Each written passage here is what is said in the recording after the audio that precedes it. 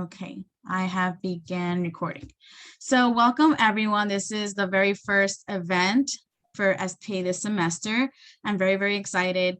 We were going to have this event last semester, but because of the snowstorm and the power outages, we had to cancel it. So I'm really excited to finally be able to do it. And graduate school is something that a lot of our members request information on. So I'm hoping that this event will be very, very informative for all of y'all and helpful. Okay, so let me minimize this. We are Student Psychology Association. So if there's some of y'all that don't know who we are, that's who we are, and join us because we're awesome. And this event is going to be hosted by Committee 1. So Committee 1 is me, I'm Debbie Sosa, Emily Wood, Fernando Pineda, and Stella Rojas. And then we have our awesome panelists. We have Dr. MC, Yvette Gabby Flores, and then Eden L. Krause. So Dr. MC, did you want to present yourself? I have to find the unmute. Okay, I'm unmuted, right? Yes. I am a professor of psychology here at UTSA. Been here since 1994. My background is in clinical psychology and my research is on stress and coping. And I really enjoy talking to students about what they can do with the psych degree. So I appreciate being invited.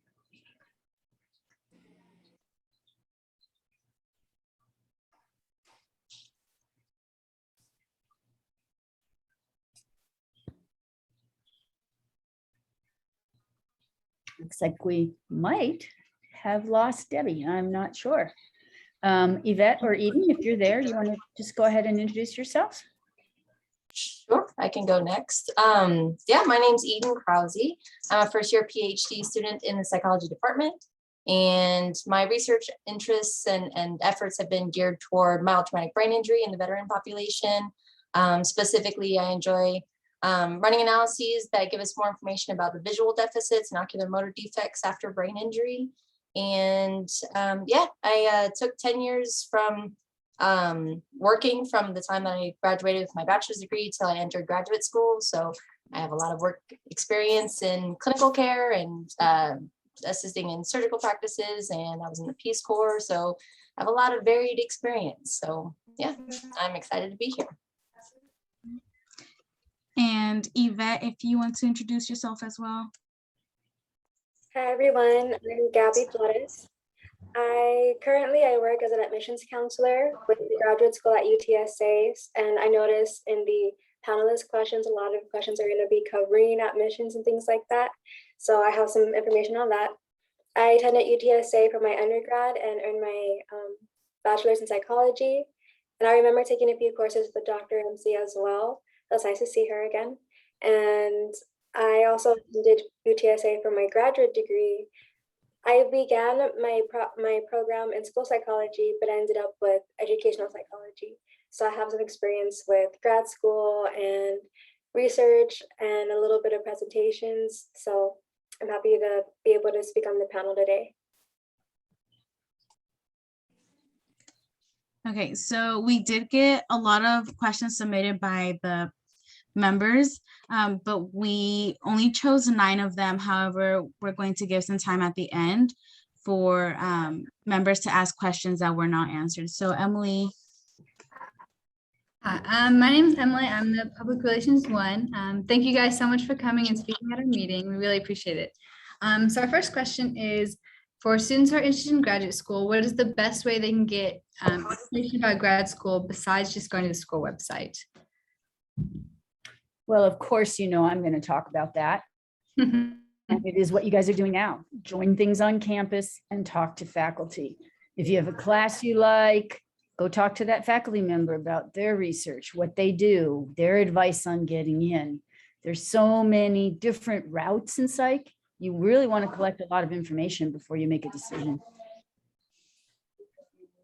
Yeah, I mean, I agree with that. I think that that's particularly good advice if you're going to school as an undergraduate in a place that you want to go to graduate school. If you're looking to maybe pursue like graduate education at another university, I think that starting at their website is a good place. Looking at what you know, what your career prospects are, what you're hoping to get long-term after graduate school education, and look at what the professors are doing that you think might build you or prepare you for that kind of career. So if you're interested in doing research, then going to a university that promotes research and finding, you know, maybe a professor that fits your niche of interests, and then contacting them, and like Dr. MC said, getting advice from them about ways to get in, or ways that you can bolster your application process for going to that university, or working with that particular person is always good. So yeah, I think starting at the website is a good place, and then branching out from there. Yeah, for me, it was a perfect mixture of both, because I remember during my undergraduate, I worked with a professor in the educational psychology department. And he's the one who told me about school psych, and that's how I got a lot of information about that program. But at the same time, I was also looking at other schools, looking at those professors, what research they were doing. So I think it's a bit of both, if you are interested in going to the school you're currently attending to. So that's what I would say on that. Thank you, guys. Our second question is, what are some important questions potential graduate students should ask their advisors before applying to grad school? I think that the best place to start is kind of like, what's the deadline going to look like? What's the timeline going to be? Because for most PhD programs, some master's programs too, it's kind of like you'll have a year. It's like you have to apply a year before you're going to start. So I think that's the first thing you should be asking, as well as I guess maybe what kind of letters of recommendations are they hoping to get? Maybe it's going to be more academic or more professional, or maybe a mix of both, things like that. But that's in addition to doing your own research for the programs and you're interested in and the professors you want to work with.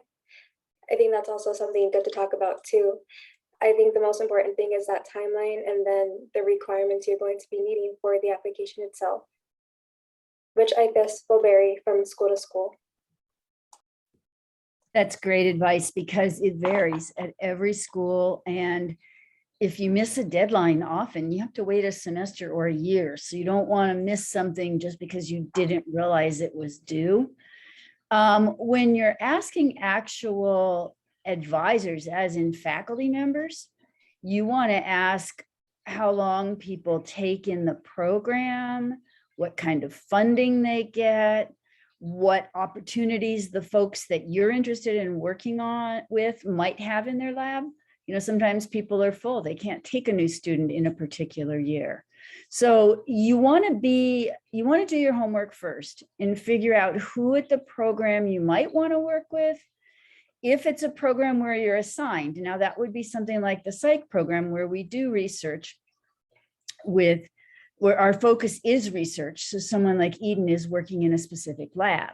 If you're going more to for example, a counseling, the clinical counseling or school psych, you might not have to know those kind of matchups at the very beginning, but that's all the stuff you have to figure out beforehand. And Gabby also highlights the fact that, you know, some schools like the GRE, some don't. And if you don't take that in time, you can miss the deadline that way too. So you need to be real clear on all those requirements. Yeah, for sure. I mean, especially, yeah, going into a PhD program like UTSA, you go through your master's program first, and then you come in afterward for your PhD. But I think at all stages of graduate education, the deadlines are really important, because they really are going to be on your shoulders to remember. You know, it's expected of graduate students to really prioritize their own needs and setting their own schedules and making sure that they're accomplishing things and not missing stuff on their own. There's nobody likely going to be there to be reminding you of deadlines and that sort of thing.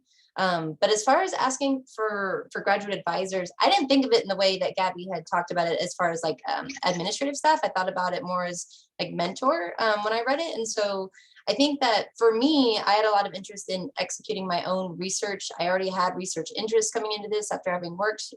So I was really interested in finding out in what capacity I was going to be able to do that in a lab. There are certain professors who have a lot of their own research going on and expect that when people come into their lab, that they're going to be doing a lot of the work for them, helping them build their research and getting experience. And that's wonderful.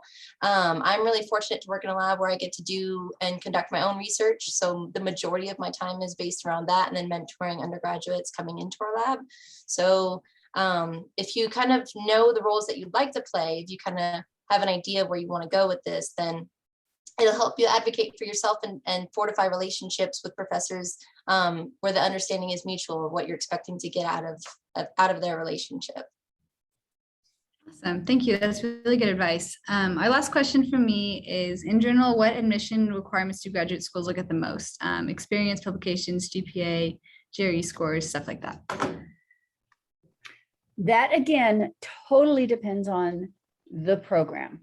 Most of the time you submit through some online program, and there can be sort of an initial vetting that is more just in or out. If you're below the GPA the university requires, if you haven't submitted some of the paperwork that they require, your application may not get any further. So back to both Gabby and Eden's comments, you have to be really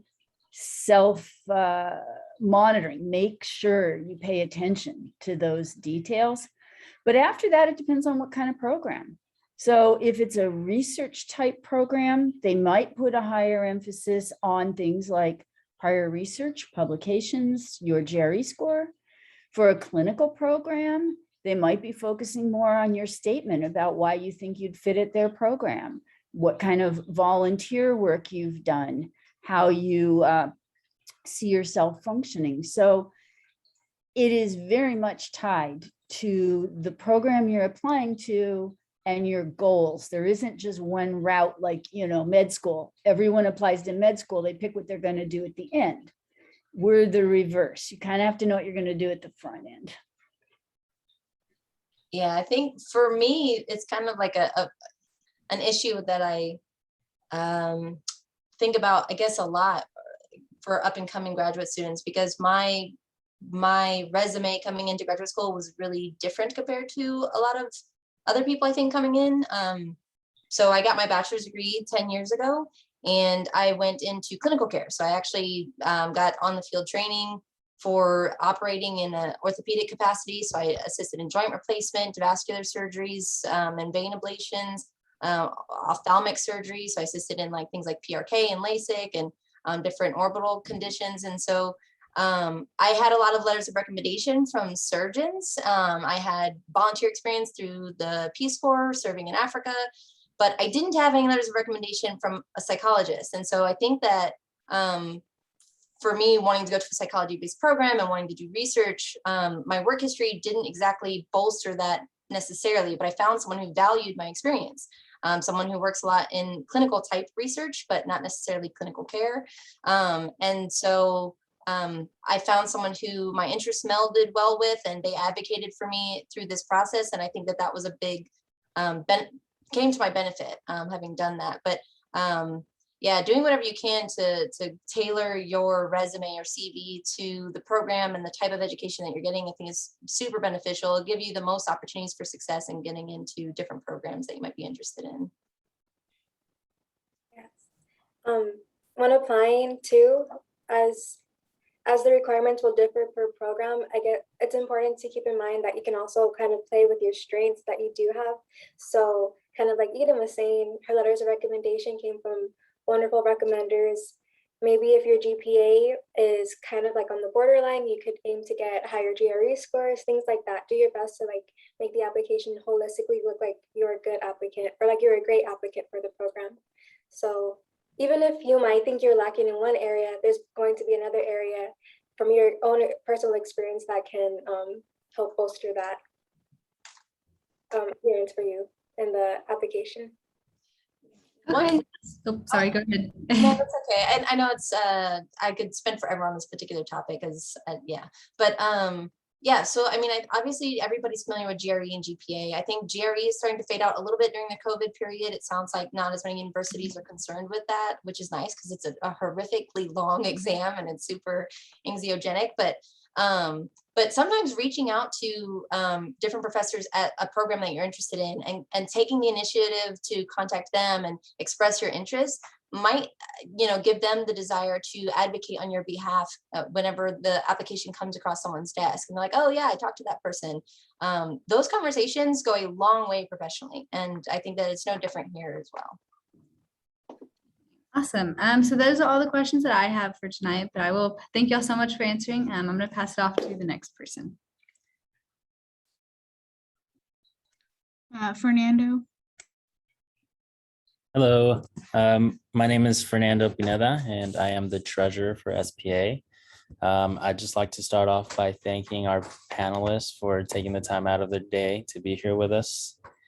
So let's get to it. The first question I have for you guys is, do most graduate schools require GREs? If so, how and when should I prepare for the GRE?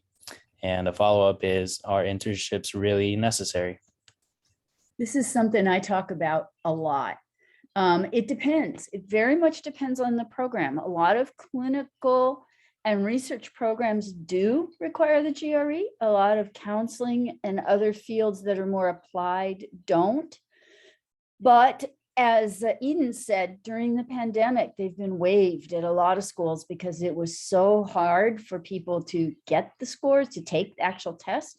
So you want to ask, here at UTSA, we have waived it again for fall 22. So if you are applying for this upcoming academic year, you wouldn't have to take it.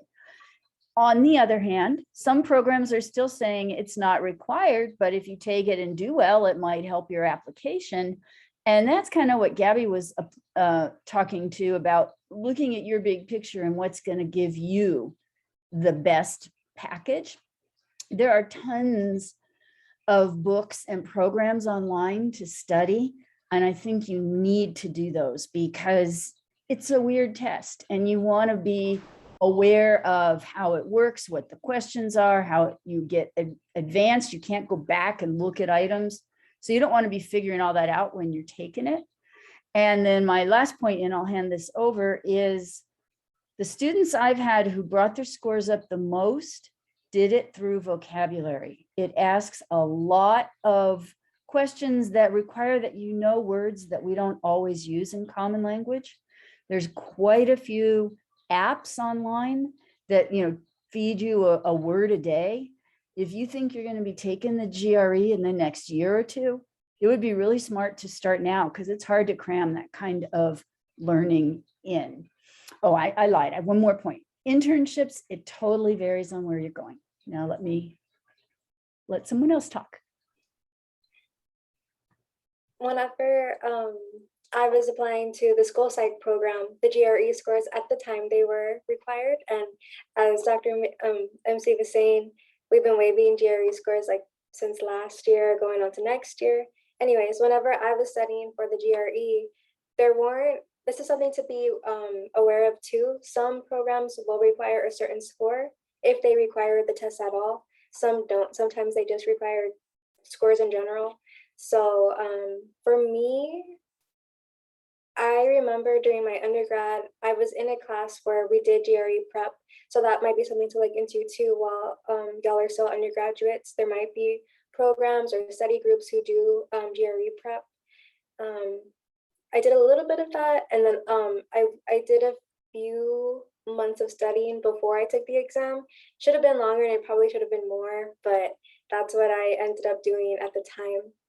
And then for internships, I want to say UTSA's undergrad psych program does require an internship. But that's all I have. I don't have much experience with the internships. I just know that I remember that I had one was required for my degree at the time. Yeah, so for my GRE experience, I originally took it.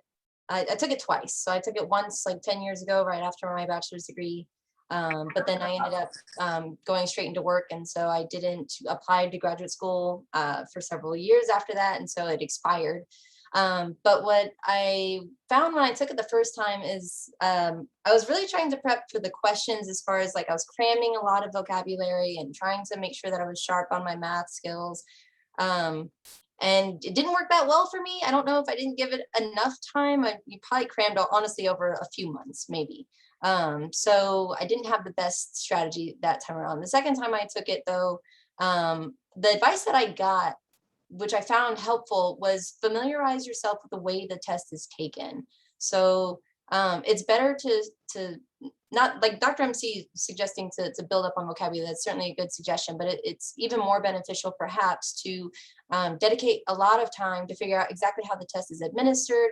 There are practice tests you can take online that kind of help you familiarize yourself with where tabs are. And that definitely will play an impact on how comfortable and familiar you are while taking it, and that'll help improve your score just by doing that. So I think that that's probably the most important advice I could give, is familiarize yourself with a generic, like a copy of the test and the way that it functions online. As far as the internships go, I honestly don't know. I don't know that I didn't know that they were required necessarily. I think that there are other ways of getting experience, but I don't know if that would necessarily waive the need for an internship. I guess it depends on the program.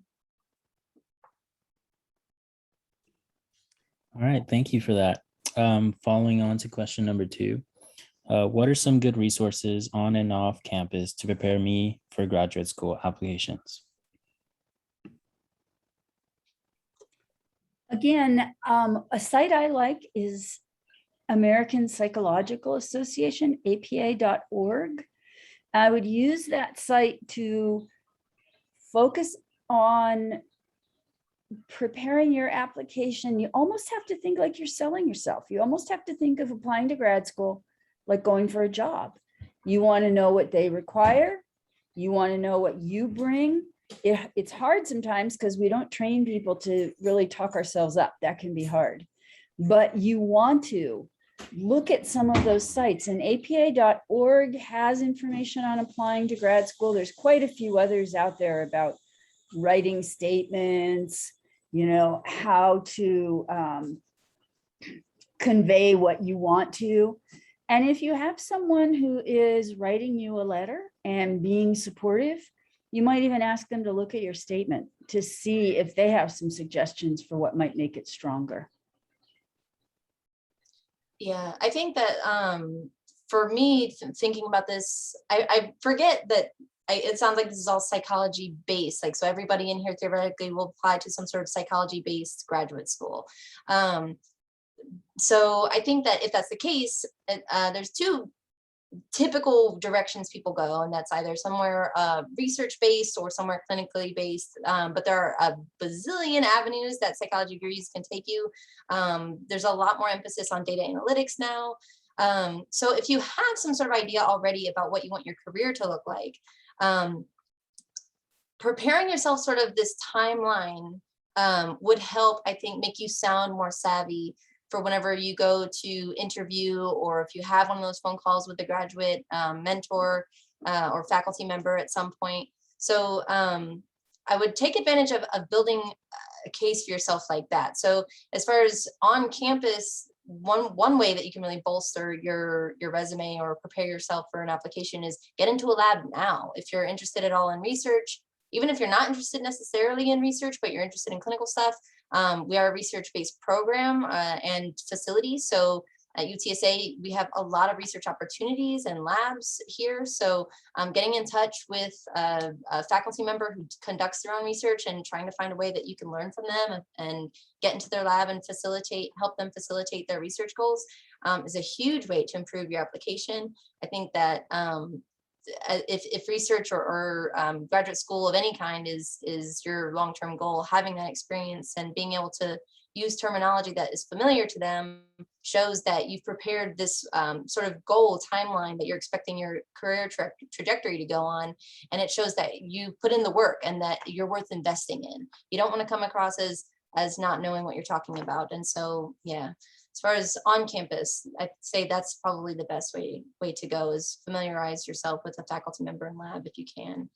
As far as off campus, I think getting any sort of internship or job that you can that works around, or volunteer work that gives you some sort of experience in the direction of where you'd like to go eventually is super beneficial. It makes you, like I said, looks like that you're worth investing in. whenever I graduated or when I was in my undergraduate, I was working really hard to get through school. I was, you know, making minimum wage, paying my own rent, all that sort of thing. And so I didn't get a lot of opportunities to do that. And I think that that made it more difficult for me to apply to graduate school. And part of why I went into the workforce right away was because I really didn't have the time or resources to invest in myself like that. So I think that doing those sorts of things would really bolster your application. I think one of the good things you can do too to really prepare for those graduate school applications is attend as many info sessions as you can. I would suggest to attend the ones that are about the programs you are interested, maybe even the ones you're not too interested in, but are thinking about, because it's also kind of hard to determine what all you'll be interested in until you kind of get that presentation from advisors, professors who are in the program. So I think hearing it from them too, from kind of like your primary resource, is going to help a lot whenever it comes to those applications too. That will definitely be more tailored per program as well.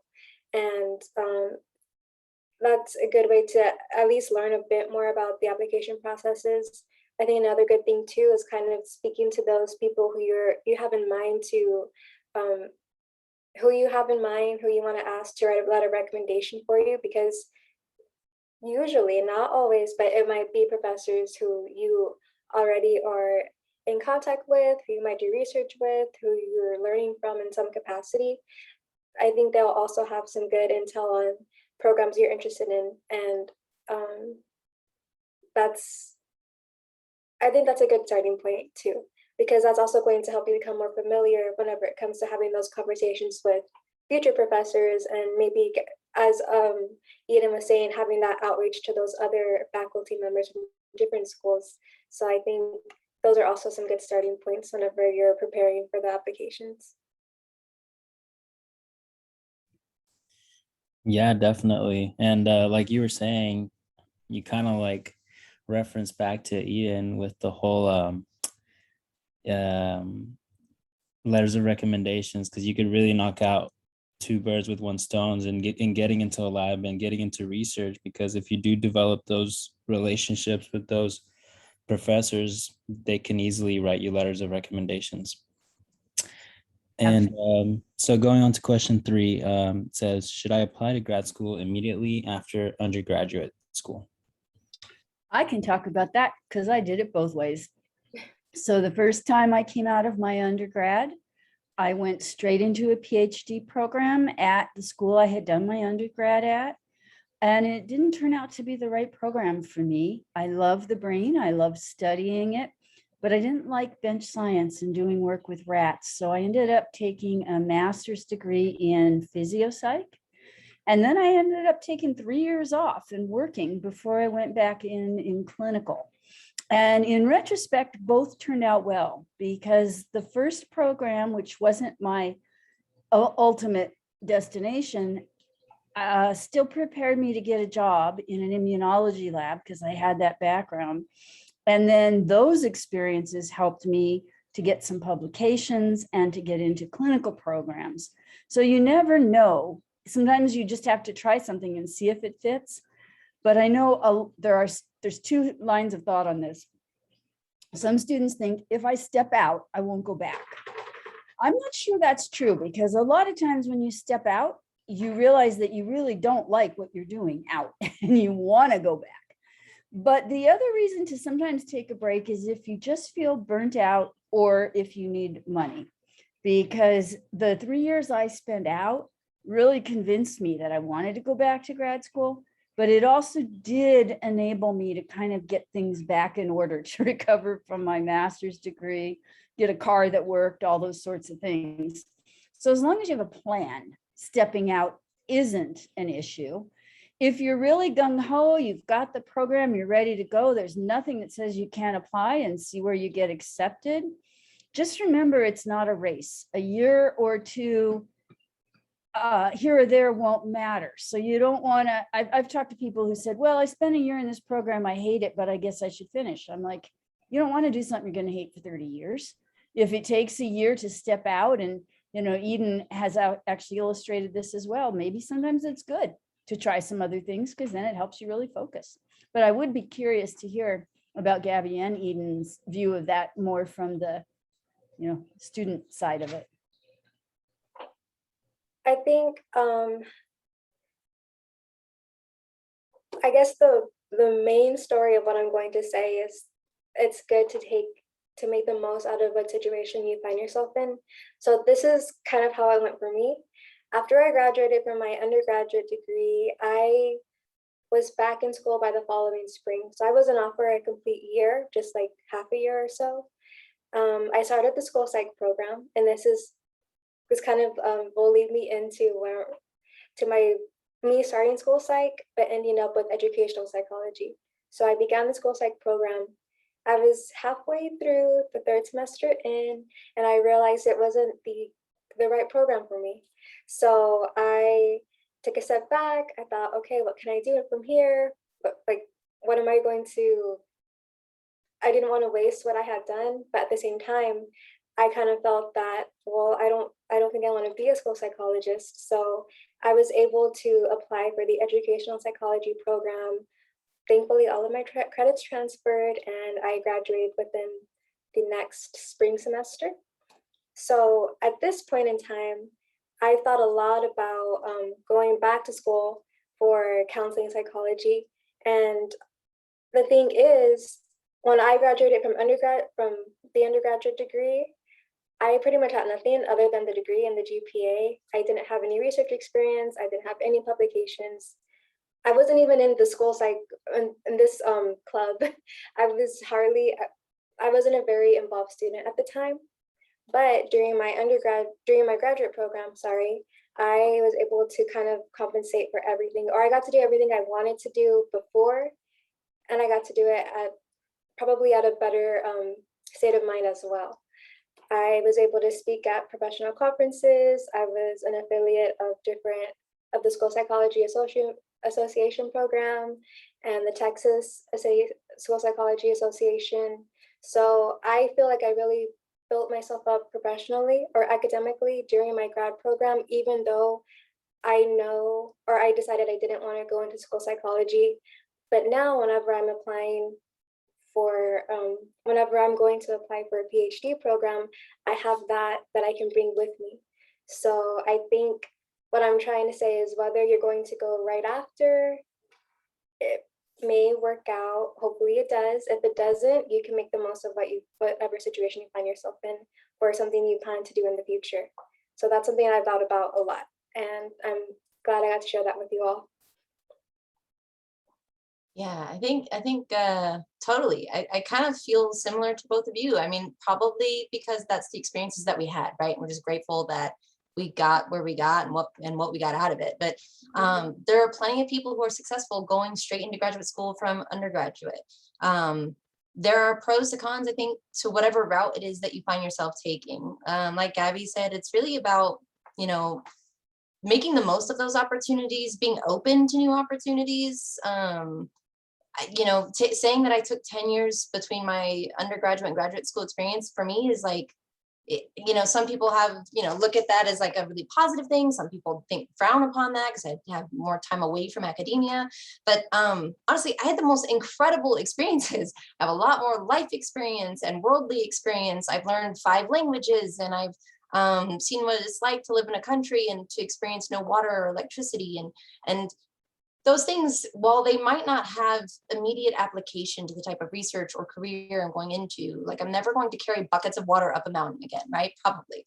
But it allows me to empathize and connect with people who are very different from me. And even when I was working in surgical care, the type of experiences that I had and the information I learned to be a shoulder to cry on for somebody. There was a former NFL superstar who we were going to operate on, and we had some bad news for him one day, and I held that man while he cried for over an hour. And so while these things, they might not necessarily shape exactly the way your career will go, being open to new opportunities, I think, is so enriching. And I think that that's part of why you pursue graduate studies to begin with, particularly in psychology, is to understand how people truly function. And one of the things about psychology research and psychology, the way that we view it is based on, they call it the weird population, the Western, educated, industrialized, right? So we have like this idea of what psychology is, but it really doesn't encompass all of what psychology is globally. There's different values and all kinds of things that go into it. So yeah, and not that I'm saying travel the world and do other things, but whatever opportunities are in front of you that you find will enrich you in some way, those are worth taking. And sometimes that's graduate school immediately after, and sometimes that isn't. Yeah, being able to talk up the things that you've done is a skill that's more important than anything, I think, in going into graduate school, no matter when you decide to do it, because if it sounds like you didn't get anything out of your experiences, it's not going to look like you are really self-motivated and inspired and that you can inspire other people. So yeah, whatever opportunities it is that you take, whether they're professional, academic, or personal, use those to help you in encompassing your future profession. It occurs to me that the two of you just introduced two topics that the officers of the club might want to think about in the future. One, I'm going to guess a lot of psych majors don't really know a lot about school psych or ed psych, or what the differences are. And that might be an interesting topic. And the other is there are some neat things you can do even with just a psych bachelor's degree, including Teach for America, Peace Corps, some of those things. I think it would be interesting to have Eden and maybe track down some other folks that would come back and talk to us about those alternative experiences for, just as you say, to broaden your background. And especially if you're one of the psych majors who's interested in a lot of things, but don't know exactly how to focus that yet. Sometimes getting out and doing some real life stuff is helpful.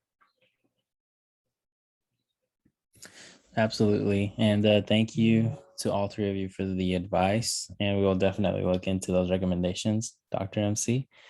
So that's it for my questions. We'll be moving on to the next slide. Hello, it's Stella.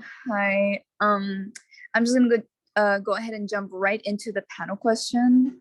So my first question is, how would I as a student ask professors or employees for letters of recommendation to getting into graduate school? So yeah, I have a strong feeling about this. I think I have a strong feeling about a lot of things. I also like to talk. I think I'm a good choice for this panel. As far as letters of recommendation, so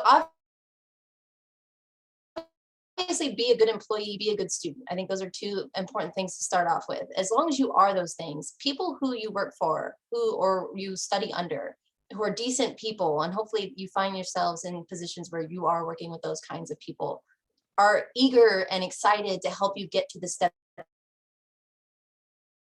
that's going to better you. Don't be scared to ask. I think that's important, but also, and especially for women, but men too, as young people, we often fear or feel uncomfortable by being recognized or being able to talk ourselves up, like Dr. MC said. And that's something that, you don't get these letters of recommendation as a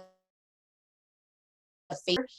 You deserve that. If you've been a good employee and you've gone above and beyond, and asking for that shows confidence, and usually employers are really receptive to that. At least all the ones I have had have been happy to write me letters of recommendation. So just being confident and finding time to ask them whenever they're not overwhelmed or busy, that's probably a good first step. But yeah, asking and feeling confident when you ask, and showing that, you're looking to better yourself. I think most people are receptive to that. And doing it professionally in an organized way. If you email them 2 days before it's due and don't include a resume or a CV or an explanation of what you're applying to and what's going on, it's likely just to aggravate the person you're asking. But if you get in touch with them weeks to months ahead, let them know it's coming up, ask if they're willing to do it, and then keep them posted on information. I usually ask students to send me their resume so that I can see what all they did in school. If they took classes from me, it's really helpful if they tell me what class and what semester, because in our particular system on ASAP, I can't look you up by name. I can only look you up by class. So it helps a lot if I know where I'm looking to find you. And then you want to give the person an idea of why you're applying to that kind of program. Why did you pick counseling over something else? So that their letter doesn't come off totally generic. Like, I think this person wants a degree after they leave. You know, you want them to say, this person is interested in pursuing this field, and here's, you know, why I think they would be good at it. And you can talk honestly too. Like, I really, when Gabby said she didn't do a lot as an undergrad, a lot of students at UTSA, especially first generation students, actually did a lot as an undergrad, which was getting themselves into college and getting them through. The fact that they didn't have a ton of time to do all the extras is the reality of having to work and put yourself through. And I actually have written that in letters of rec. I will say, this first generation student, you know, had to make these sacrifices to get to college, and I'll overtly say they should be given credit for their persistence, their endurance, their work ethic. The fact that they didn't join a club doesn't say anything about the journey that they've been on. So let faculty members know. And even if you have had a bad semester, which a lot of people do, their freshman year or the wrong major or something like that, tell the person who's writing about that. Because I have also written letters that say, you know, you'll notice that this person's GPA in their last couple semesters is much higher than it was when they thought they were a pre-med or they were at another school or whatever. And I overtly say, I think the GPA, once they found what they like, is reflective of their skills and ability. That's what the grad school wants to know. They don't really care what your overall GPA is. They want to know what your potential is if they accept you, because schools get evaluated based on how many students they accept and how many students graduate. So they are not wanting people in the door that really aren't going to finish.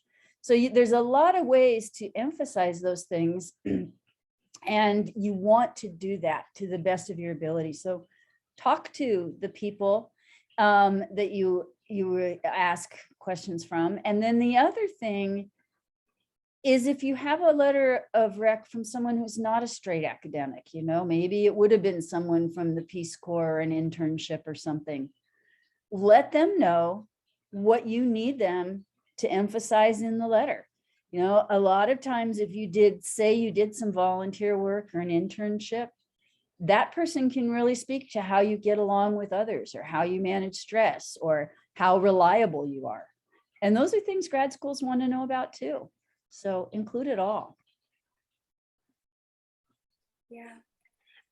I think something that helps too is asking somebody who you feel you have a good bond with, or somebody who you trust.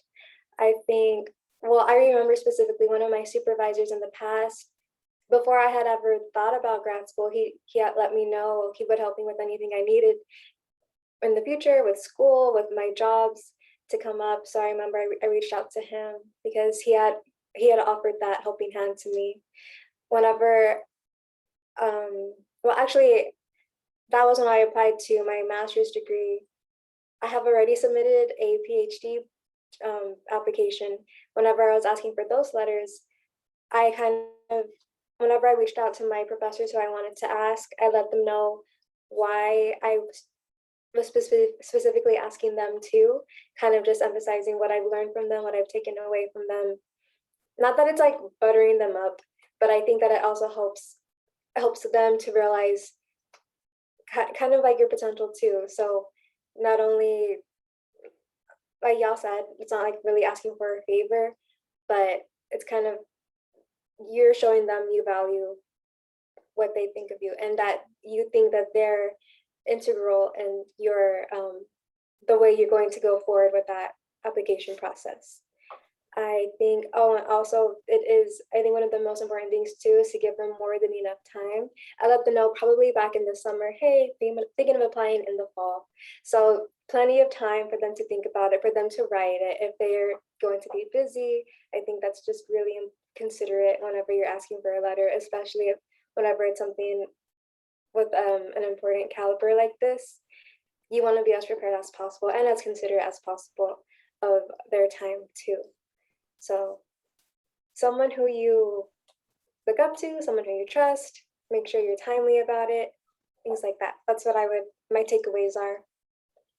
Yeah, I guess I know we all talked a bit about this already, but reiterating that one of the things I don't think that I, is important to me when I'm asking this is kind of how Dr. MC said, making it as easy for your recommender to get the information they need as possible, because generic letters aren't valued as much. So the more descriptive that the writer is, the more valuable the letter is. And so, yeah, as far as being prompt, make sure you let them know early and on. But then also, if you can even you can give them bullets or, your CV and explain, where problems happened along the way and why. Those are really important and helpful in getting a good quality letter of recommendation. I think that's more important than anything. I used to do talks at freshman orientation, and I would tell students, in a good scenario, you have 8 semesters, you might have 9 or 10, depending, but you're going to need 3 letters of rec, whether you go to grad school or a job or the Peace Corps. I mean, I would say wherever you go, you're going to need letters of rec. So you should start trying to collect them early on. If you have a professor you like, go talk to them in their office hours, get to know them, stay in touch with them. Not every professor is going to click with you. You're not going to like them all. But I sometimes run into students their senior year who don't have enough people to write letters, and they're sort of trying to find somebody. And that is not going to be the strongest letter. So even if you're shy, you'll find, and I was laughing when Eden said that, because yeah, you're in the right field. We like to talk, right? That's why you become a professor. Most faculty like to talk about their own research, their own experiences.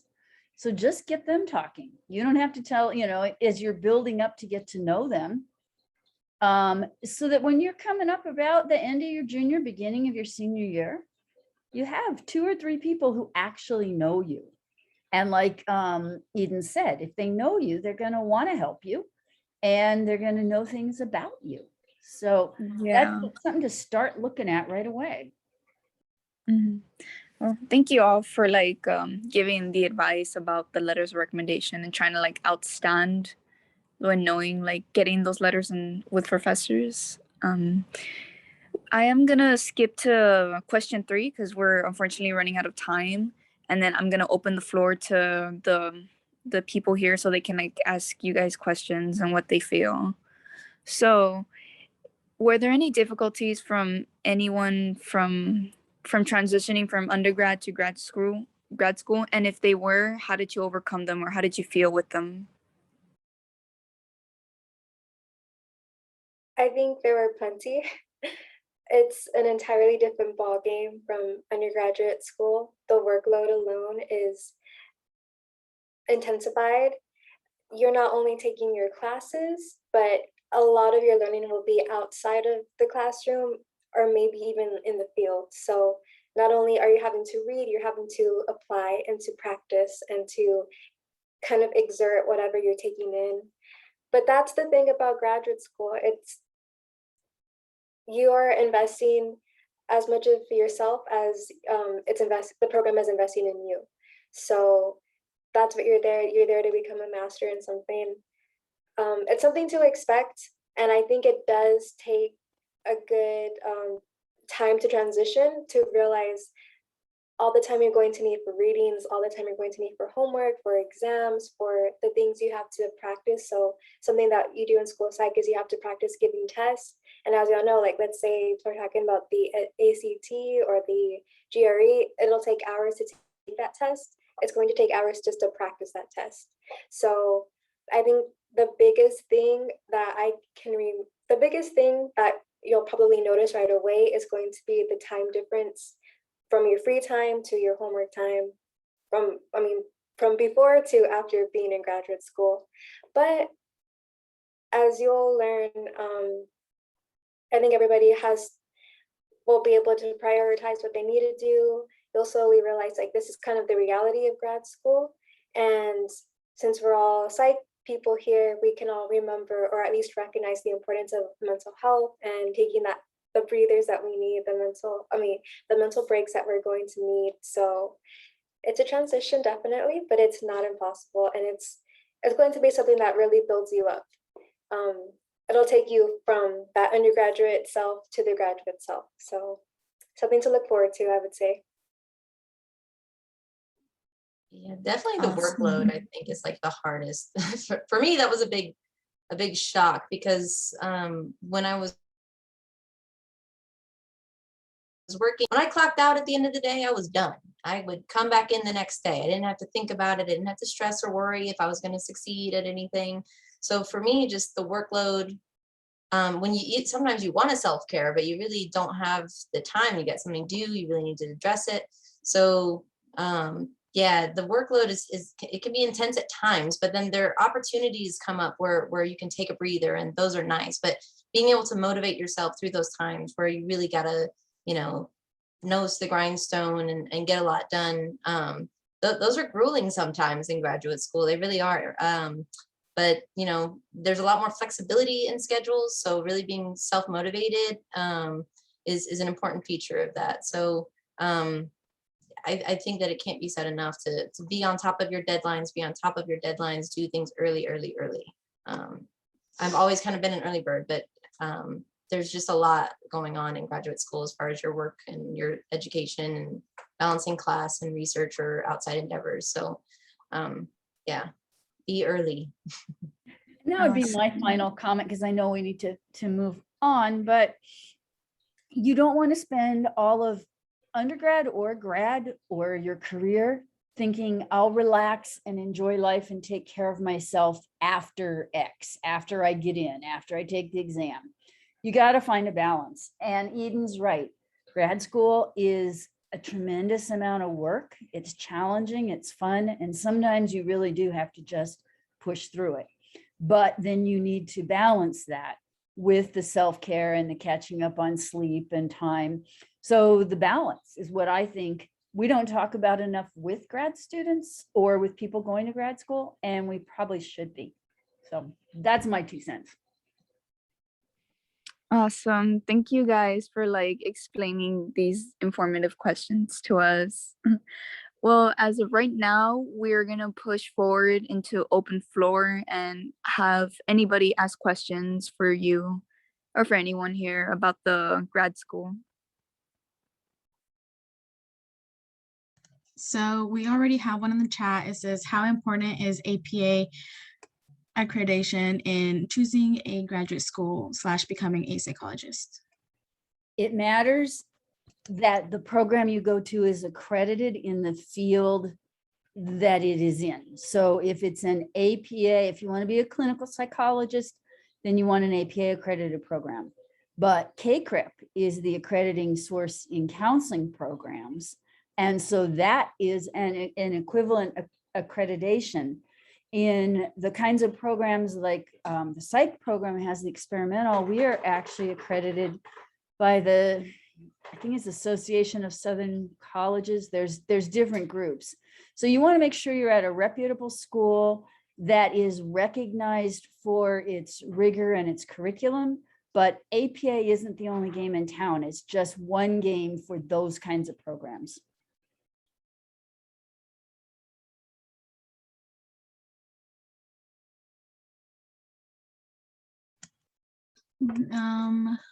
It says, there was one here. I'm not sure if this was already answered, but how do you recommend narrowing down which grad school programs you apply to? Yeah, I think first and foremost, being familiar with what your goals are, to what you're expecting to get out of the program, and making sure that it aligns with their objectives. UTSA was really good at advertising themselves as a research facility. That's what I wanted to do. I really had no interest in clinical psychology, but somehow we do find students who come in and they're like, oh, I want to do clinical psychology. I'm like, why did you pick this program? Not that you can't transition after your master's. Some people can and do, but but yeah, making sure that the programs that you're looking into are aligned with your expectations. There's a question directed to Yvette. What were the steps you took to study school psychology? Did you major in psychology? My major is currently neuroscience, but I am now seriously considering changing directions. So I did study psychology during an undergraduate degree. However, this program, they don't require a degree in psychology. So even if you did graduate, even if you do graduate with your neuroscience degree, you'd still be eligible for the program. And I think UTSA's school psych program is one of the best, probably biased, but I think it really is great because of like the accreditations, the faculty, all that's entailed in the program. So I think whether you stick with psych, or whether you go with psych or stick with neuroscience, you'll be good to go for the application requirements. And the way I went about it was, at the time, I was really debating between school psychology and the clinical mental health counseling program that we have. But I guess the selling point for me was that one of the professors who I worked with, who was also a school psychologist and is a professor here, she said that working with school psych, you will only work with students, well, pretty much only work with students in elementary through high school age. Whereas the clinical mental health, it can be for persons of all ages and probably more often going to be with an older population. School psych will be in like within public schools, private schools, things like that.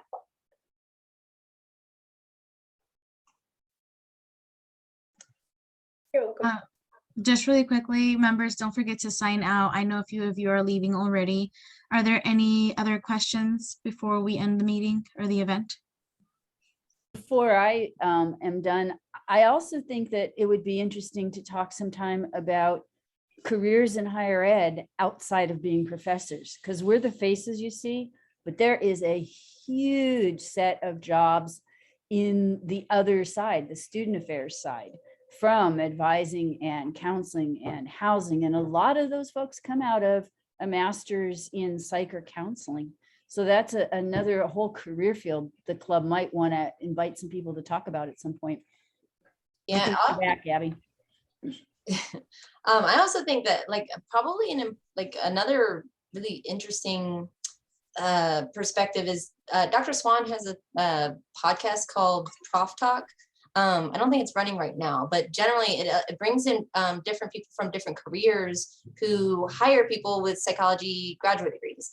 And it is just amazing to see how many different directions you can really go. I mean, the FBI would even hire from undergrads too, but yeah, or data analytics or data science is a really important one that we study a lot of methodology here at UTSA. So we get really familiar with statistical programs and statistical analyses, which can help open a lot of windows in terms of career opportunities. So yeah, I think that that's something that's not spoken about enough and undergraduates don't know enough about, is the different directions careers can go.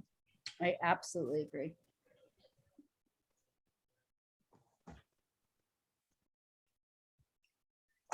Okay. Any other questions, guys? Someone up at Stephanie up here said, I took credit by exam for Spanish. Will having that affect my application because I didn't take the class instead? I don't know anything about that, but I assume it wouldn't. No? I don't think so. I did that too, but I haven't heard anything about that.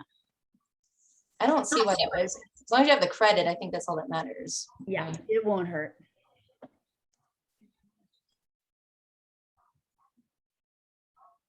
Yeah, I think it's just like a way to, save more money from actually taking the class. So, but I don't think it actually like goes in detail on the transcript showing if you actually took the class or just the credit exam. Okay. I mean, if anybody was asking, just speak to them in Spanish, right?